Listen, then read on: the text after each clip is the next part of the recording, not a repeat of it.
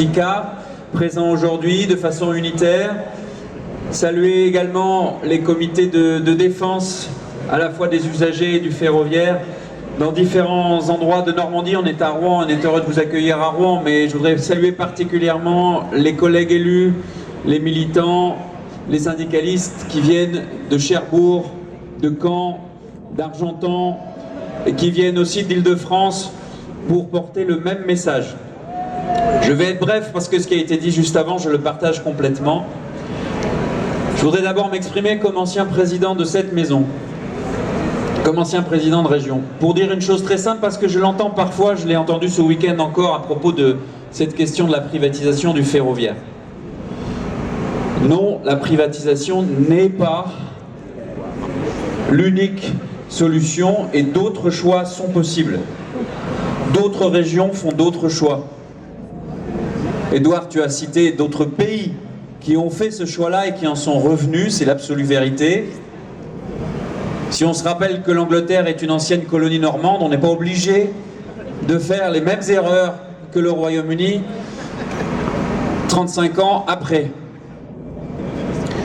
Et donc je veux dire, parce que je connais bien cette maison, que le Conseil régional a le choix et peut parfaitement décider autrement. S'il voulait vraiment mettre la priorité sur le ferroviaire, et c'est mon deuxième point, il y a d'autres régions, et cette région même par le passé, que ce soit en ex-Basse-Normandie avec Laurent Beauvais à l'époque, ou en ex-Haute-Normandie avec la majorité de gauche, et je me souviens d'un vice-président qui s'appelle Noël Levillain, qui portait ses politiques avec moi, il y a d'autres choix pour mettre la priorité réellement sur le ferroviaire. Réellement sur le ferroviaire. Parce qu'il y a des priorités ferroviaires que nous attendons collectivement aujourd'hui. Je peux en citer quelques exemples. Le CERM, le réseau express métropolitain. Il faut que tout le monde le sache, tout le monde le sait ici, mais je profite du micro pour le dire plus largement, qu'aujourd'hui nous sommes bloqués sur le réseau express métropolitain. Pourquoi ? Parce que la région, qui par ailleurs a réservé 200 millions d'euros pour d'autres projets, je parle du contournement routier, qui n'est pas un contournement routier, mais c'est un autre débat, refuse aujourd'hui d'être clair sur le financement du réseau express métropolitain. Il y a d'autres choix possibles. Et quand on nous dit que ça n'est pas possible, nous avons démontré là encore, dans l'union de la gauche, pour ce qui concerne la métropole rouennaise, que d'autres choix étaient possibles. On nous disait que la gratuité n'était pas possible. Je regarde mes amis communistes parce qu'ils portaient ce débat depuis longtemps.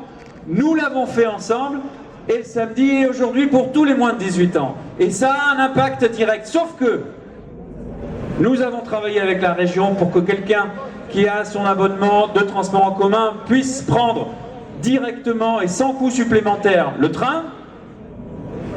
Tout le monde a dit oui, sauf un. Aujourd'hui, quand vous avez moins de 18 ans, vous avez l'abonnement transport en commun gratuit, oui, mais si vous prenez le train, alors là, la région vous dit « Ah ben non, pour nous, c'est pas gratuit ». Et quand on regarde l'évolution des tarifs, là aussi, on voit que sur le train, non, la priorité, elle n'y est pas.